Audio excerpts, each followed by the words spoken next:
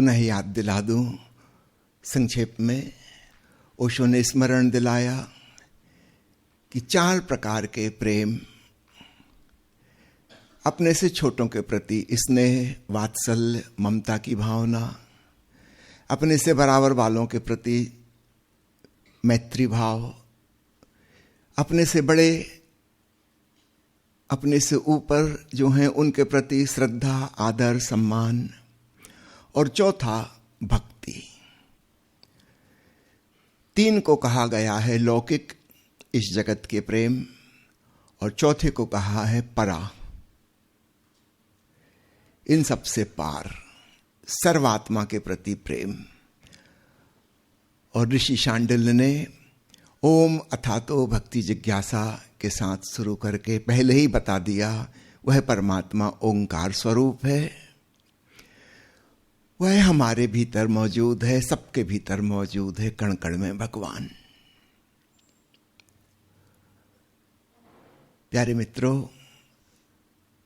चूंकि हमारे भीतर स्वयं के प्रति भी प्रेम नहीं है, हमारे परिवार ने, समाज ने, शिक्षा ने, धर्म गुरुओं ने, सब ने इस प्रकार की कंडीशनिंग हमारे मन में कर दी है कि हमारे भीतर सेल्फ हैट्रेड, स्वयं के प्रति घृणा, आत्मनिंदा, सेल्फ कंडमनेशन पैदा हो गया है। इसलिए ना तो हम स्वयं से प्रेम करते हैं, और जो स्वयं से ही प्रेम नहीं करता वो किसी और को भी क्या कर पाएगा, वो परमात्मा को क्या खाक कर पाएगा। खुद से प्रेम नहीं है, खुदा से इश्क कहां से होगा।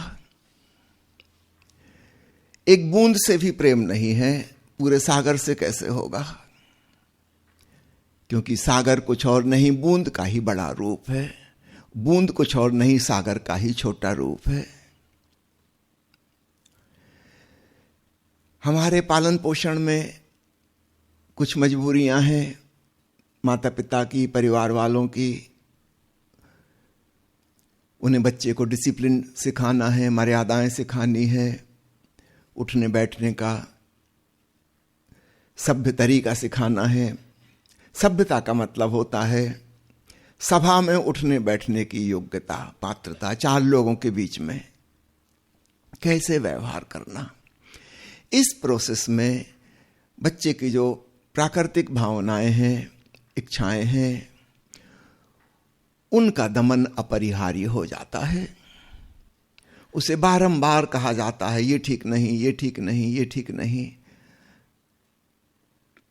ऐसा नहीं करो, ऐसा नहीं करो। नहीं सुनते सुनते सुनते सुनते उसके अंदर एक धारणा बन जाती जैसे कि मैं गलत ही हूं, मैं जो कुछ भी करता हूं वो गलत है, मुझे जो पसंद है वही गलत है, मुझे जो खाना है उसमें विटामिन नहीं है।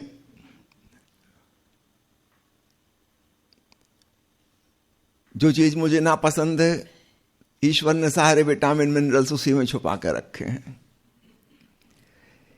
एक प्रकार से मैं गलत हूं, मुझे जो अच्छा लगता है वो अच्छा नहीं है, और मुझे जो खराब लगता है वही अच्छा है, वही करने योग्य है।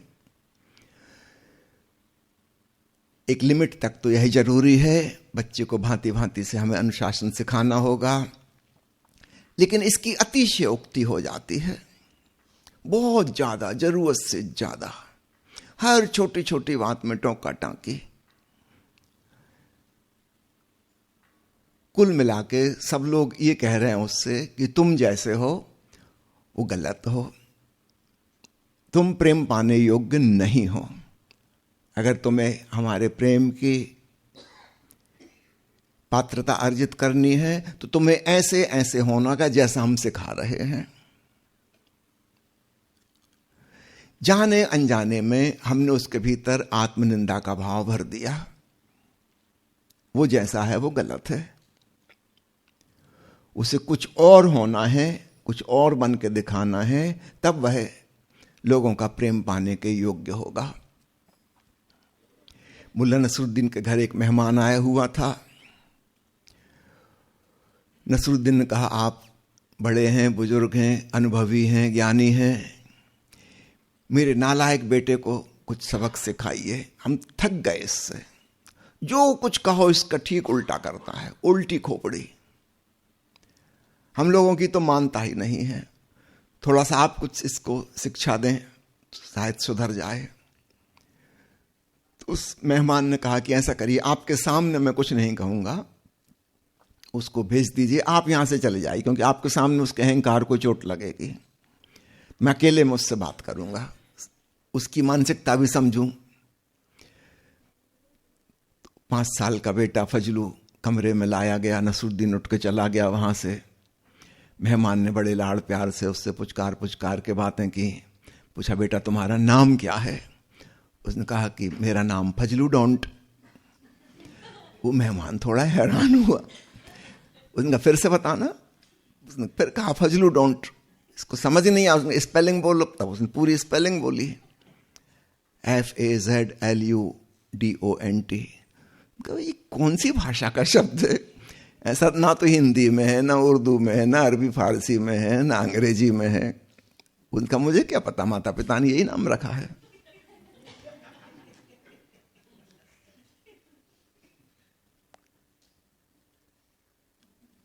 कारण ये पता चला खोजबीन करने पे कि जब भी उसने माता पिता के मुंह से कुछ सुना है, फजलू उसका नाम था, डोंट उसके पीछे लगा ही हुआ था। Fazlu don't eat ice cream, Fazlu don't go outside, Fazlu don't play with your friends, Fazlu don't do this, Fazlu don't do this. वो समझता था कि फजलू डोंट मेरा नाम है। वो बेचारा बहुत ही आज्ञाकारी था। उससे कहा जाता फजलू डोंट ईट आइसक्रीम, वो तुरंत जाकर आइसक्रीम खा लेता था। फजलू डोंट गो आउटसाइड, वो तुरंत बाहर भाग जाता था। उस लड़के ने बताया, मैं इतना आज्ञाकारी हूं, जो कुछ भी कहा जाता, कई बार तो बहुत ही उल्टी सीधी आज्ञाएं देते हैं मेरे पेरेंट्स, मैं उनका भी पालन करता हूं। वो समझ रहा है मेरा नाम ही फजलू डोंट है, क्योंकि हमेशा इकट्ठे ही उसने सुना। माता पिता अतिशयोक्ति कर दे रहे हैं, परिवार के अन्य बड़े बुजुर्ग, ये नहीं करो, ये नहीं करो, वो ठीक नहीं, वो ठीक नहीं। बच्चे के मन में बहुत निंदा का भाव स्वयं के प्रति हो जाता है। इसी हिप्नोसिस को लेकर वो बड़ा होता है कि मैं सही नहीं हूं। अब बड़ी मुश्किल होती है। जो व्यक्ति खुद से भी प्रेम नहीं करता, वो किसी अन्य को भी प्रेम नहीं कर पाएगा, क्योंकि जो गलतियां उसे खुद में नजर आ रही हैं, जो उसको बताई गई हैं, वो देखता है कि दूसरों में भी वही सब चीजें हैं। भले ही ऊपर से प्रकट नहीं हो रही, लेकिन भीतर वही है। इसका मतलब सब लोग गलत हैं। कोई प्रेम पाने योग्य नहीं है, कोई सम्मान पाने योग्य नहीं है, सब मेरे ही समान घटिया दर्जे के हैं। एक बड़े मजे की बात है, जब किसी युवक युवती में प्रेम होता है, हमेशा नियम पूर्वक ऐसा होता है कि लड़की जिस लड़के को पसंद करेगी, वो लड़का उसको रिजेक्ट कर देगा। वो किसी और को प्रेम करेगा, वो जिसको प्रेम करेगा, वो लड़की उसको रिजेक्ट कर देगी। कारण प्रत्येक को पता है कि मैं ठीक नहीं हूं, और इसलिए जो व्यक्ति मुझे प्रेम कर रहा है पक्का नालायक है, उल्लू का पट्टा। इसलिए इस बेवकूफ से कैसे प्रेम करें? अक्ल नाम की चीज नहीं, और उसका प्रमाण यह है कि वो मुझे पसंद कर रहा। मैं खुद ही अपने आप को पसंद नहीं करती। महिलाएं जो घंटों घंटों आईने के सामने खड़ी रहती हैं और ब्यूटी पार्लर में क्यों लगाए रहती हैं, उसका कारण ये नहीं कि वो सुंदर है, उसका कारण है कि वो अपने आप को सुंदर मानते ही नहीं। दूसरे भले मान लें, उनकी गलती है, वो नहीं मानती। हमेशा साज श्रृंगार में लगे रहेंगे। सुंदर उनको बनना है नहीं। इसलिए जो व्यक्ति उनको सुंदर मान रहा है, निश्चित रूप से उसमें अक्ल नाम की चीज नहीं, गधा है बिल्कुल।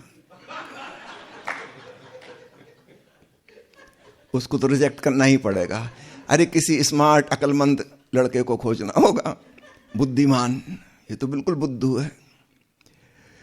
ठीक वही वो लड़का भी करेगा। यदि कोई लड़की उसके प्रेम में पड़ जाएगी, उसको भीतर से पक्का पता है कि शी इज एन इडियट, वो इसको प्रेम नहीं कर पाएगा।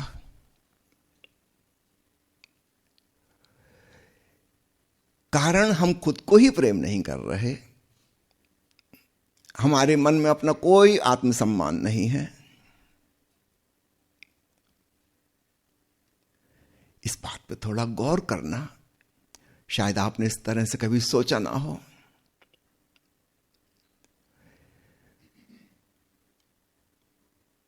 और इसलिए हमारे भीतर जो कुछ भी हो रहा है उसको भी हम श्रद्धा और सम्मान के भाव से नहीं देख पाते। हम अपने ही मन के दुश्मन हैं, हम अपनी ही भावनाओं के हृदय के दुश्मन हैं, और यहां तक कि हम अपने भीतर चेतना को पहचान लें, साक्षी भाव को जान लें, ओंकार श्रवण को कर लें, उसके प्रति भी श्रद्धा और लगाव पैदा नहीं हो पाता, क्योंकि हमको पता है हमारे भीतर जो है वो गलत ही है। हम पूरी तरह से हिप्नोटाइज्ड हैं। कितने लोग मेरे पास आते हैं, कहते हैं कि हमको कान में कुछ आवाज सुनाई देती थी जब भी शांत होते थे, हम डॉक्टर को दिखाए, उन्होंने बताया तुम्हारे कान में ये खराबी हो गई है, ये बीमारी है, ये जांच करवाओ, वो जांच करवाओ। 2500 जांचें होती रहीं, इलाज होते रहे, सालों साल से दवाइयाँ चल रही हैं, कई लोगों के तो कान के ऑपरेशन भी हो चुके हैं। और फिर ENT वाला थक जाता है, वो रेफर कर देता है फाइनली साइकेट्रिस्ट को, इनका सज्जन का दिमाग खराब है, कहते हैं कोई आवाज़ सुनाई दे रही है, कोई आवाज़ नहीं है।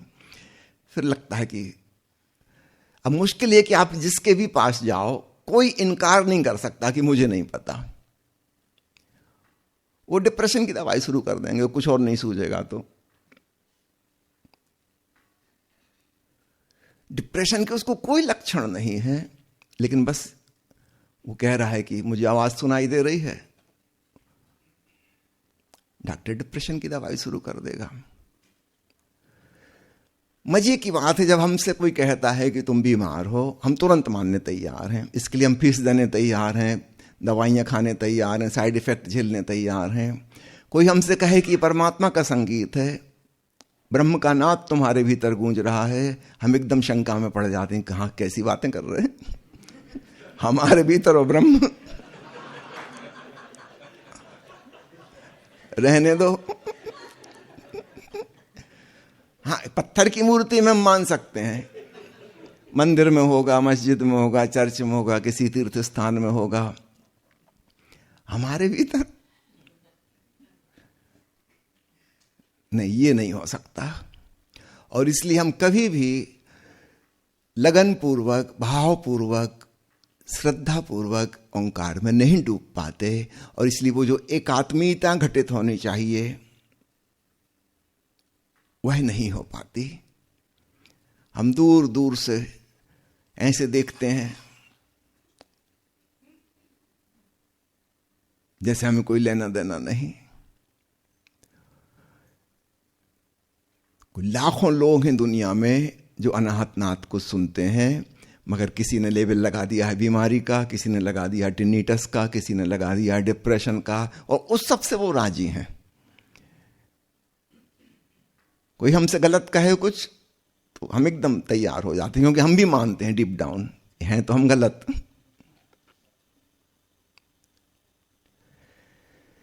कोई कहे कि सत्यम शिवम सुंदरम है तुम्हारे भीतर विराजमान, तुम सच्चित आनंद हो, हम आगे पीछे देखते हैं किससे कह रहे हो, ये हम तो नहीं हो सकते, आपको कुछ गलती हो गई होगी। इसलिए जो गुरु, जो समाज सुधारक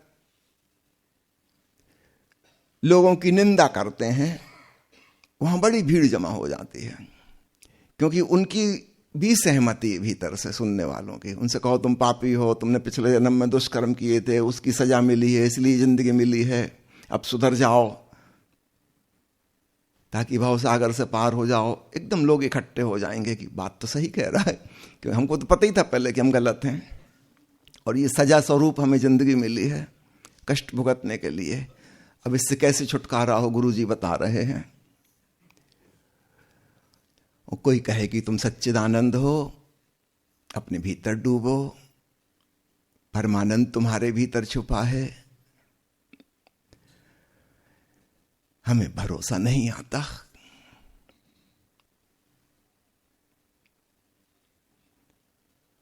प्यारे मित्रों, बचपन में जो कुछ भी हुआ है, एक बार अपने आप को उससे डीहिप्नोटाइज करना।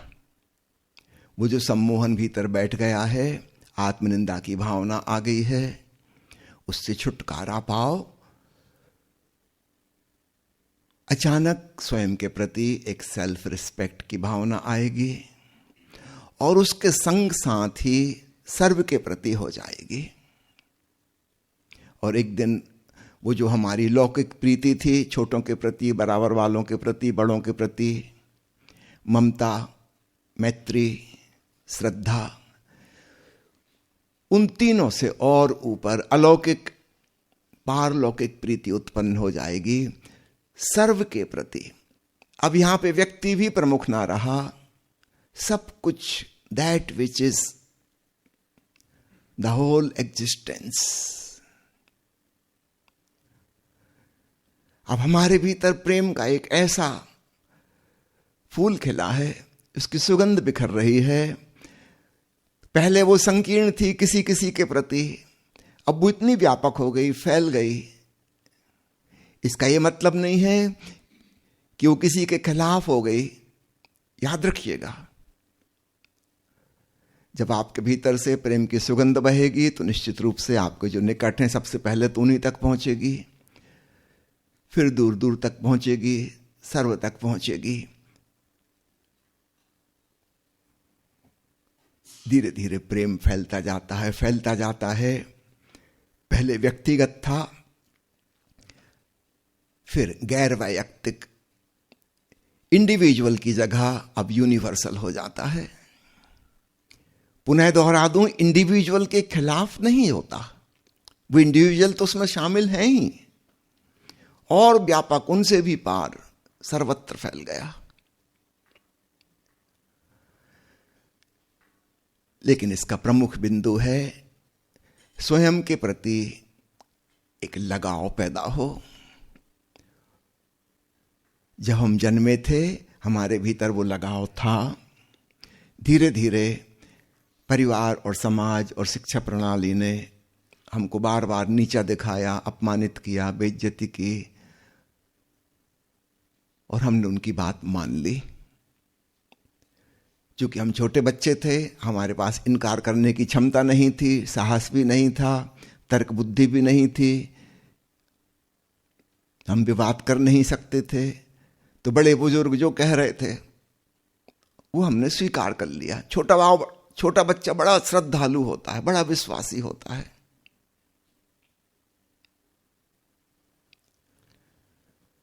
शिक्षक ने जो कह दिया वो हमने तुरंत मान लिया।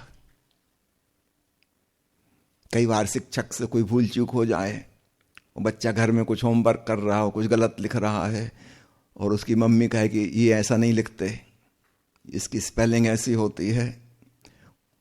नहीं, मेरी मैडम ने कहा है। मम्मी अब कोई नहीं उसके सामने, अभी तो मैडम की इज्जत है। मैडम ने जो कह दिया वो वेद वाक्य है, मैडम ने कहा है, ऐसा होता है। बच्चा स्वीकार कर रहा है, उसको नहीं पता कुछ भी। जो उसको बताया जाएगा उसके मन में गहरा इंपैक्ट डाल रहा है। जब सब तरफ से उसको नेगेटिव कमेंट सुनने मिलते हैं कि तुम नालायक हो, तुमसे कुछ ना हो सकेगा, you are good for nothing, वो सब चीजें स्वीकार कर रहा है। उसके अंदर सब चीजें बैठती जा रही हैं। और एक दिन फिर ऐसा ही हो जाएगा, गुड फॉर नथिंग, उससे कुछ भी ना होगा, क्योंकि उसको ऐसा ही कहा गया है, वो हिप्नोटाइज्ड हो गया है। तो बचपन में जो भी हुआ, एक बार जानबूझकर उसको ड्रॉप करें। कोई नाराज होने की भी जरूरत नहीं, किसी ने जानबूझ के नहीं किया है, वे तो सुधारने की कोशिश कर रहे थे, तुम्हारे जीवन को उज्जवल बनाने की कोशिश कर रहे थे, मगर कर दिया अंधकार में। उनके इंटेंशन अच्छे थे, एक्शन गलत था, इंटेंशन बहुत अच्छा था। तो उनको क्षमा करो, जो हुआ सो हुआ, अब जागो, चेतो, संभलो। उन सारी धारणाओं को छोड़कर स्वयं के प्रति एक धन्यवाद का भाव, एक प्रेम भाव, एक मैत्री भाव अपने भीतर जागने दो। हमें आरोपित नहीं करना है, हम पैदाइशी लेकर आए थे, वापस उसको रीडिस्कवर करना है। वो कहीं खो नहीं गया, भीतर मौजूद है, छुप गया है। ऊपर से बहुत से नेगेटिव कमेंट्स पड़ गए हैं, जरा उनको साफ करो और तुम अचानक पाओगे, तुम जैसे हो, जो हो, जहां हो, वहीं तुम अचानक प्रसन्न होने लगे, प्रीतिपूर्ण होने लगे। और ये जो सहज प्रसन्नता और सहज प्रीति की भावना है, यह क्रमशः चारों तरफ व्याप्त होने लगेगी। इसमें कुछ करना नहीं पड़ेगा, ये कोई प्रयास नहीं है, कोई कोशिश नहीं है। आपको एक बात और बताऊं, प्राचीन संस्कृत ग्रंथों में प्रसन्नता और प्रीति शब्द ये दोनों पर्यायवाची रूप में देखने को मिलते हैं। आज की हमारी भाषा में अलग अलग हो गए। प्रसन्नता यानी हैप्पीनेस, जॉय, और प्रीति यानी लविंगनेस। लेकिन प्राचीन भाषा में ये पर्यायवाची हैं। जो व्यक्ति प्रसन्न है वह प्रेमपूर्ण होगा, या जो व्यक्ति प्रेमपूर्ण है वह प्रसन्न होगा।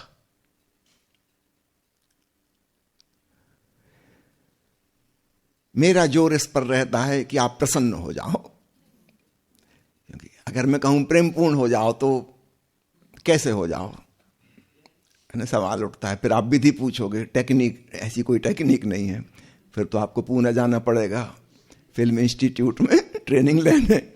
लेकिन याद रखना, अभिनेता अभिनेत्री अगर एक चीज से वंचित रह जाते हैं वो है प्रेम, क्योंकि इतनी उनकी ट्रेनिंग होती है। प्रेम कैसे, बस एक चीज उनकी जिंदगी से गायब हो जाती है, सब झूठ ही झूठ हो जाता है। नहीं, आप ऐसा करना, प्रसन्नता को पकड़ो, वो आसान है, सहज, स्वाभाविक, सरल। फिर से बच्चे जैसे हो जाओ, भूल जाओ कि आप एक पढ़े लिखे डिग्रीधारी आदमी हो, फिर से ना समझ हो जाओ। अभी कुसुम ने परसों मुझसे पूछा कि मैं अपना नाम बदलना चाहती हूं। मैंने कहा आप ही बताओ कौन सा पसंद है। बोली मुझे तो कुछ समझ नहीं आ रहा। मैंने कहा यही अच्छा नाम है, ना समझ, मां प्रेम ना समझ, है ना, गुड नेम। ना समझ हो जाओ। अभी हम गीत सुन रहे थे ना, ओशो के दीवाने। जो व्यक्ति अपने हृदय से जीने लगता है, अपनी आत्मा से जीने लगता है, अन्य लोगों की दृष्टि में वह ना समझ और दीवाना हो जाता है। हो जाने दो, इन दूसरों की ज्यादा परवाह करने की जरूरत नहीं। वैसे भी कोई आपको अच्छा नहीं समझता, मैं आपको बता दे रहा। एक इंसान नहीं है दुनिया में जो आपको ठीक समझता हो। और भरोसा ना हो तो कभी पीठ पीछे अपने बारे में सुन लेना। मैंने सुना है एक महिलाओं की किटी पार्टी होती थी, है ना, उसमें कभी ऐसा नहीं होता था कि कोई एब्सेंट हो जाए। सब महिलाओं को पक्का पता है, अगर मैं किसी कारण से नहीं गई, सब औरतें मेरी बुराई कर रही होंगी। इसलिए एब्सेंट होना बहुत खतरनाक है। चाहे बीमार हो, तकलीफ में हो, कष्ट में हो, मगर किटी पार्टी में पहुंच ही जाना, तुम्हारी चर्चा हो रही होगी। किसी की नजरों में आपकी अच्छी छवि नहीं है, इसलिए चिंता करो ही मत, है ना। आप सहज सरल अपना जीवन, अपनी जिंदगी अपने ढंग से जियो, तो आपके भीतर से प्रसन्नता आना शुरू होगी। और प्रसन्नता के पीछे पीछे छाया जैसी प्रीति की भावना चली आएगी, इनडायरेक्ट वे में। तो हंसो, नाचो, गाओ, या जो आपको अच्छा लगता हो, जो आपको अच्छा लगता हो, जिसको आप एंजॉय कर सको, कुछ सृजनात्मक चीज में डूबो। Be creative in your own way. निश्चित रूप से हम अलग अलग प्रकार के लोग हैं, हमारे रुचि रुझान अलग अलग हैं, तो कोई जरूरी नहीं है कि एक ही चीज हम सबके लिए एप्लीकेबल हो। आपको खुद ही ढूंढना होगा आपकी हिडन टैलेंट क्या है। मुल्ला नसरुद्दीन की पत्नी अपनी सहेली से कह रही थी कि मेरे भीतर बहुत हिडन टैलेंट्स हैं। सहेली ने कहा कि हमने तो आज तक देखी नहीं, कौन कौन सी? नसरुद्दीन की पत्नी ने कहा मुझे क्या पता, वो तो हिडन है।